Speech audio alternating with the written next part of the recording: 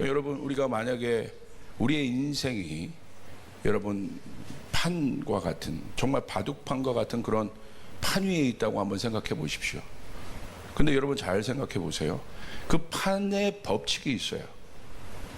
그렇죠?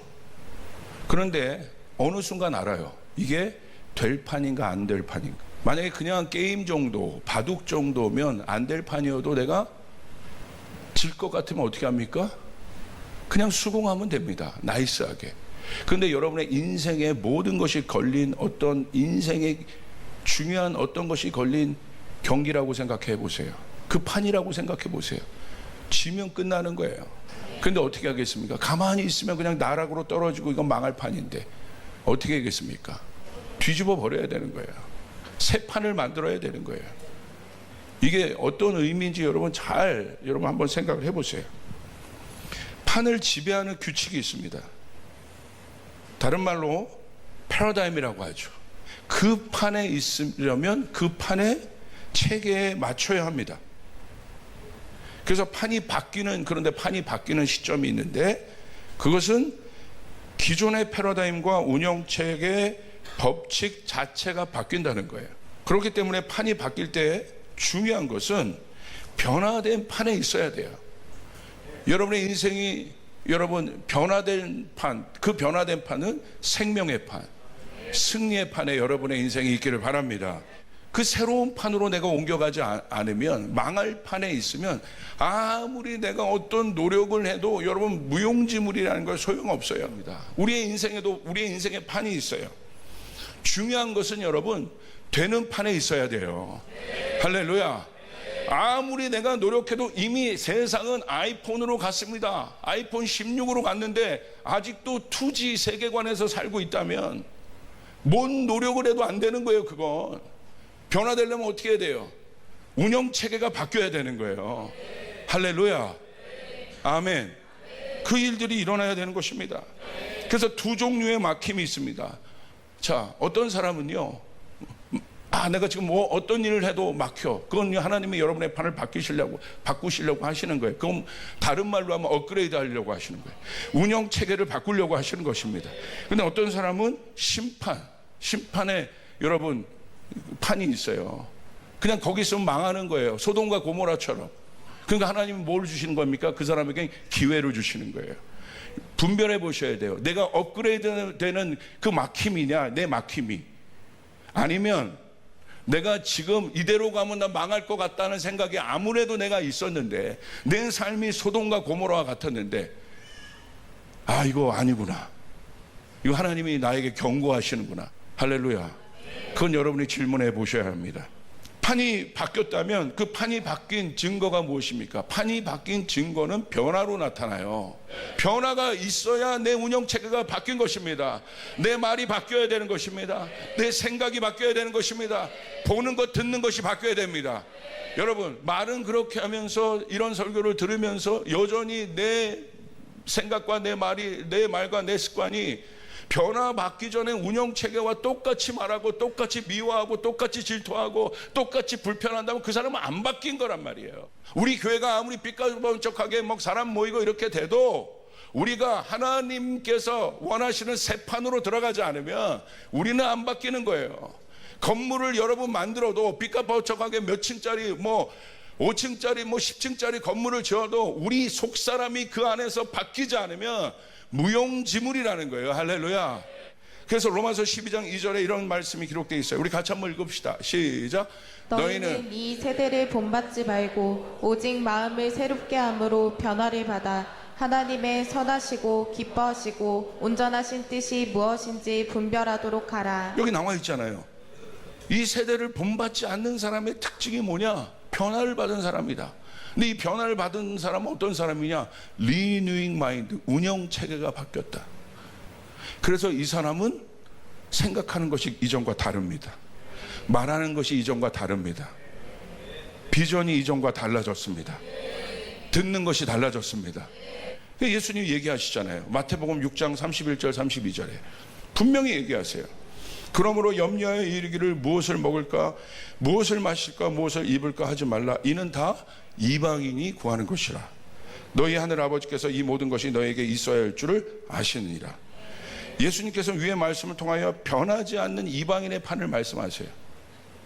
변하지 않는 이방인의 판은 뭐예요? 무엇을 먹을까, 무엇을 입을까, 무엇을 마실까만 고민한다는 거예요. 오늘 이방인의 염려는 어떤 문제입니까? 예수님 정확하게 얘기하세요. 하나님을 모르는 사람이 이방인이에요. 생존의 문제입니다. 염려는 무엇으로부터 옵니까? 결핍으로부터 오는 거예요. 그래서 이방인의 세계관은 염려로 가득합니다. 이방인들은요, 이게 모든 사람들이 이 염려가 해결되는 것이 소유의 어떤 채워짐으로 해결된다고 생각해요. 그리고 이건 영혼의 문제입니다. 그런데고 해결되는 게 아니란 말이에요. 여러분, 근데 이게 이방인들의 세계관이라는 거예요. 그 판에 있기 때문에 부자여도 만족이 없고 권력자가 되어도 염려합니다. 왕이어도 비교당하고 질투합니다. 그게 누굽니까? 사울 왕이에요. 왜 그렇습니까? 망할 판에 있기 때문에. 그래서 하나님이 어떻게 했어요? 사울이 있으면 안 되겠다. 그래서 어떻게 했습니까? 다윗을 세워서 판 자체를 바꿔버리세요. 할렐루야. 지금은 그때란 말입니다. 지금은 그때예요. 이 시대를 분별하셔야 돼요. 여러분 될 판 위에 있어야 되는 거예요. 여러분의 인생이 될 판이 있어야 되는 것이에요. 그건 성경이 말하는 판입니다. 그렇기 때문에 하나님의 자녀는 다른 차원, 다른 생각을 합니다. 에베소서 1장 18절 19절 우리 같이 한번 읽어볼까요? 시작. 너희 마음의 눈을 밝히사 그의 부르심의 소망이 무엇이며 성도 안에서 그 기업의 영광의 풍성함이 무엇이며 그의 힘의 위력으로 역사심을 따라 믿는 우리에게 베푸신 능력의 지극히 크심이 어떠한 것을 너희로 알게 하시기를 구하노라. 바울이 얘기하는 거예요. 판이 바뀌었다. 그러니까 우리의 눈이 띄어져서 부르심의 소망이 무엇인지를 알게 한다. 한 번도 그런 생각을 안 했는데 부르심의 소망이 무엇인가? 그리고 성도 안에서 그 기업의 영광의 풍성함이 무엇인가? 예전에는 내가 무엇을 먹을까 마실까 입을까, 왜 그렇습니까? 이방인의 판에 있기 때문에, 하나님을 모르는 판에 있기 때문에. 그런데 내가 구원받고 하나님의 자녀가 되었다는 건 이 어마어마한 부유함과 풍성함, 세상이 가질 수 없는 부유함과 풍성함이 여러분에게 있다는 사실을 믿으시길 바랍니다. 아멘. 놀라는 거예요. 19절 그의 힘의 위력으로 역사함을 따라. 하나님의 힘의 위력, 하나님의 힘의 위력을 생각해 보세요. 내 힘의 위력이 아니라 믿는 우리에게 베푸신 능력의 지극히 크심이 어떠한 것을 너희에게 알게 하시기를 구하노라. 할렐루야. 그러니까 이 사람은 말하는 게 달라졌습니다. 보는 게 달라졌습니다. 생각하는 것이 다릅니다. 그래서 여러분, 혁신보다 강한 개념이 판의 개념이에요. 지금 미래는 혁신가들이 바꿨어요. 판을 바꿨어요. 스티브 잡스 같이. 혁신은요, 이런 개념이에요. 혁신은 기존 있는 것에서 무엇인가가 좀 나아진 겁니다. 더 나아진 변화를 얘기해요. 근데 판은 나아진 변화로 안 된다는 거예요. 이제 체계 자체가 바뀌어야 된다는 거예요. 예루살렘의 판으로는 이방인을 담아내지 못했어요. 그러니까 여러분 성경에 보면 하나님 뭘 만드세요? 안디옥교를 만드셔서 이방인을 담아내요. 운영 체계가 달라요. 예루살렘 교회에서 있었던 갈등이 뭐 할례의 문제라든지 여러 유대인의 풍습의 안식일의 문제라든지 이런 것들이 예루살렘 교회의 중요한 가치였어요. 그런데 안디옥 교회에서 이방인들은 그걸 모른단 말이에요. 그들을 받아들이려면 어떻게 해야 됩니까? 사도행전 15장의 회의를 통해서 하나님의 판을 바꾸신 거예요. 그래서 안디옥 교회를 세우심으로 이방 선교를 완성하고 하신 것입니다. 오늘 우리 교회가 그 판이 바뀌어야 합니다. 기존에 있었던 모든 판들이 바뀌어야 돼요. 그렇다면 이 새로운 판은 어떻게 만들어질까요? 여기까지 이제 여러분 질문을 던졌습니다. 이 새로운 판은 어떻게 만들어질까요? 자, 새롭다의 개념은 뭐냐면 성경적인 개념은 옛 것과 완전히 다른다는 거예요. 옛 것에서 더 나아진 개념이 새롭다의 개념이 아니라는 거예요. 완전히 다른 차원을 얘기합니다. 여러분, 육의 생각과 혼의 생각으로는 영의 생각을 이해할 수 없습니다. 달라요. 완전히 다른 거예요. 고린도전서 2장에 그래서 바울이 얘기한 거예요. 하나님의 생각, 이 신령한 생각을 여러분 세상이 이해할 수 없고 알 수도 없다고 얘기하고 있는 거예요. 오직 신령한 자, 성령 충만한 자만이 하나님의 생각을 이해할 수 있다고 얘기하는 것이에요. 완전히 다른 것을 얘기합니다. 그런데 새 판이 일어날 때 그럼 어떤 일이 일어나냐? 여러분, 주목을 하세요. 새 판이 일어날 때 진동을 통해서 새 판이 바뀌어요. 그냥 바뀌지 않습니다. 하나님 반드시 진동을 일으키세요. 왜 진동을 일으키십니까? 성경에서 말하는 shaking, 진동의 개념은 무엇입니까? 성경에서 말하는 진동, 여러분의 삶에 진동이 있습니까? 우리의 인생도 마찬가지라는 거예요. 여러분 쓰임 받으려면 판이 바뀌어야 돼요. 아멘. 근데 하나님은 어떻게 하시냐? 진동을 일으키세요. 그게 바로 진동의 개념이에요. 히브리서 12장 26절 28절 오늘 본문 말씀인데 새 번역으로 한번 읽어보겠습니다. 시작. 그때는 그의 음성이 땅을 뒤흔들었지만 이번에는 그가 약속하시기를 내가 한 번 더 땅뿐만 아니라 하늘까지도 흔들겠다 하셨습니다. 이 한 번 더라는 말은 흔들리는 것들 곧 피조물들을 없애버리는 것을 뜻합니다. 그렇게 하는 것은 흔들리지 않는 것들이 남아있게 하시려는 것입니다. 그러므로 우리는 흔들리지 않는 나라를 받으니 감사를 드립시다. 그리하여 경건함과 두려움으로 하나님이 기뻐하시도록 그를 섬깁시다. 여러분 성경에 보니까 진동의 개념은 무엇입니까? 나와 있죠? 흔들리지 않는 것을 남아있게 하시라고.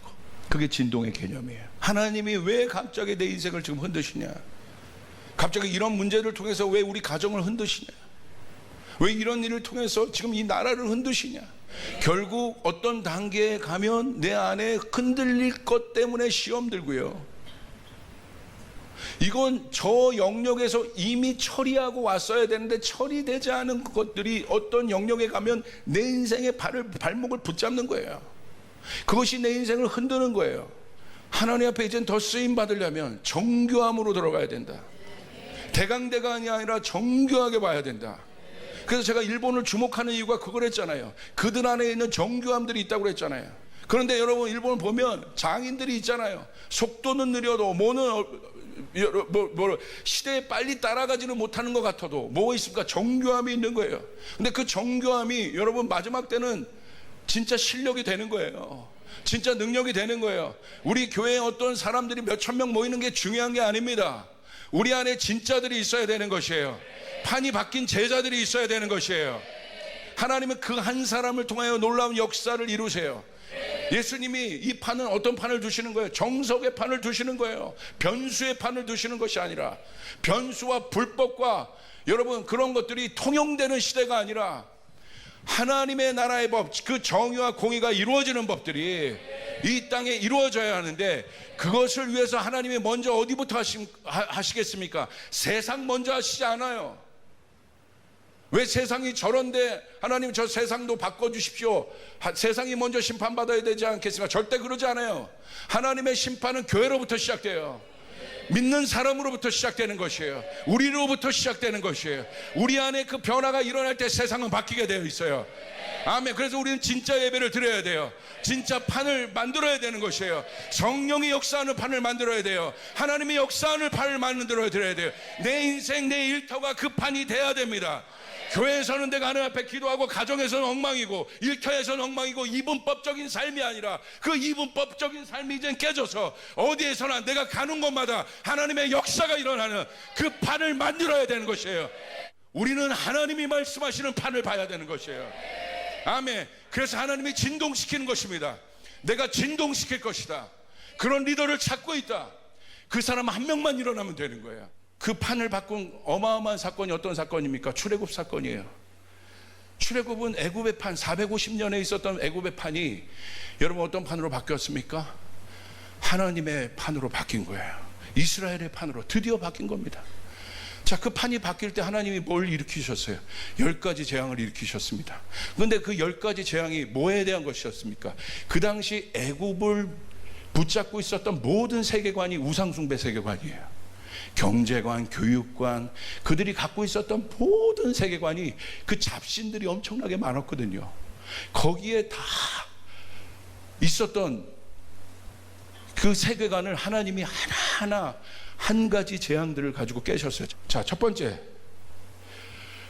재앙이 무엇입니까? 나일강이 피로 바뀌는 것입니다. 이것은 뭘 얘기하는 거예요? 그 다음 보여주세요. 나일강의 신이 하피 신입니다. 물과 풍요의 신이에요. 이건 뭘 얘기하냐? 하나님께서 나일강을 피로 변하게 하신 것은 하피와 애굽이 신뢰하던 나일강이 아무런 힘이 없다는 것을 보여주신 것입니다. 애굽의 경제와 생활에 중요한 물줄기를 하나님이 타격함으로써 하나님이 애굽의 신들보다 강한 신이라는 것을 하나님이 드러내시는 거예요. 할렐루야. 와, 이거 아무것도 아니네. 하피신 아니네. 그들 안에 있었던 어마어마한 우상이 뭔지 아십니까? 우리에게 우상이 없을 것 같습니까? 하나님을 신뢰하지 않고 남겨둔 모든 것이 우상이에요. 하나님 그것을 흔드시는 거예요. 아멘. 두 번째 재앙은 개구리 재앙입니다. 개구리 재앙도요, 보세요. 그 다음, 개구리 머리를 한 출산과 다산의 여신이 헤케트라는 신이에요. 이거를 하나님이 깨신 거예요. 다산과 출산을 관장하는 신이었는데, 잘 보세요. 애굽인들에게 거룩하게 여겼던 개구리들이 무수히 많아져 불쾌함과 혼란을 초래했어요. 그러니까 이 사람들이 헤케트의 신성함을 여러분 신성하게 받겠습니까? 이야, 이렇게 짜증나는데 이게 뭐예요? 개구리가 예전에 그 개구리 숭배했다니까요. 다산의 상징으로 하나님은 그것을 깨신 거예요. 그 판을 깨신 겁니다. 우리 안에 있는 헤케트는 무엇입니까? 세 번째 재앙, 이 재앙입니다. 이것은 땅과 티끌을 관장하는 신이 게부예요. 근데 여러분 이것들이 땅의 티끌이 모세로 말미암아 이로 변하면서 이 땅을 주름 잡고 있어. 땅의 티끌이 이로 변했다는 건 얼마나 이게 고통스러운 겁니까? 이걸 하나님을 통해서 대지의 신 게부가 아무런 힘이 없음을 보여주는 거예요. 모든 재앙마다 하나님의 뜻이 있는 거예요. 하나님 그것을 흔드시는 겁니다. 깨시는 겁니다. 게부 이거 아무것도 아니구만. 이거 아무것도 아니네.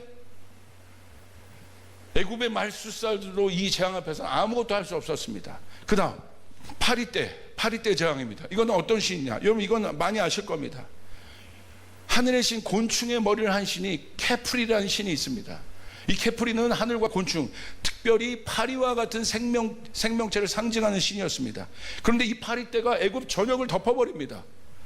그러니까 이게 여러분 자기들이 신으로 섬기고 있었던 그 파리떼 곤충을 장악하고 있던 케프리의 장악 능력이 없어진 거예요. 그게 괴로운 겁니다. 그러니까 애굽의 우상들이 생명과 자연을 다스릴 수 없음을 상징적으로 보여요. 하나님 그것도 깨신 거예요. 야, 이거 아니구나. 케프리가 아니구나. 다섯 번째, 가축의 전염병. 이것은 사랑과 아름다움, 소를 상징한 소를 숭배했습니다. 하토르라는 신입니다. 이게 다 신이에요. 이 소는 가축을 상징하는 여신으로 애굽인들에게 소는 뭡니까? 풍요와 번영의 상징입니다. 가축은. 그런데 하나님이 이 가축들에게 전염병을 내려서 죽게 하십니다. 그러니까 하트로와 그와 관련된 우상들이 무력하구나. 이거 아무것도 아니네. 야, 이게 그 당시 이 가축이 재산이었는데 이거 아무것도 아니네. 내가 하토르를 섬겼는데 이거 능력이 없구만. 하나님이 흔드시는 거예요. 그 다음 여섯 번째 재앙은 뭡니까? 악성 종기입니다. 그 다음 이 치료와 건강의 신이 누구냐면 이모텝이라는 신이에요. 그런데 악성 종기가 여러분 심해서 사람들 안에 이 어마어마한 괴로움들이 있었어요. 그러니까 어떻게 합니까? 결국 아는 거예요. 우리의 건강을 이 이모텝이 지켜주지 못하는구나. 하나님이 흔드시는 겁니다. 일곱 번째 재앙은 무엇입니까? 우박입니다. 하늘과 날씨를 주관하는 신이 누트라는 신이에요. 이 누트라는 신이 여러분 결국 하늘에서 우박과 불이 내리니까 사람들이 살 수 있겠습니까? 감당이 안 되는 거예요. 그러니까 이것은 애굽의 농작물들과 관련이 있죠. 하늘에 있는 여러분 우박이나 이런 것들이 여러분 농작물에 내리면 어떻게 되겠습니까? 다 여러분 농작물을 먹을 수가 없게 되잖아요. 그러니까 애굽의 신들이 결국 자연현상, 누트가 이거 아니구나, 허무한 거구나, 잘못된 신이구나, 세계관을 흔들고 계시는 거예요. 아멘. 그 다음 여덟 번째 재앙이 뭡니까? 메뚜기 떼 재앙입니다. 곡식과 수확을 주관하는 신이 오시리스라는 신을 아마 많이 봤을 거예요. 이건 유명한 신이죠. 곡식과 신을 주관. 근데 결국 메뚜기 떼가 들어와서 그들이 거뒀던 모든 농작물들을 다 먹어버려요. 그러니까 여러분 헛수고죠. 기근으로 들어가는 거예요. 그러니까 어떻게 합니까?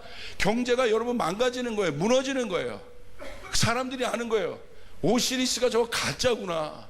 전혀 영향력이 없고 나를 지켜주지 못하는구나.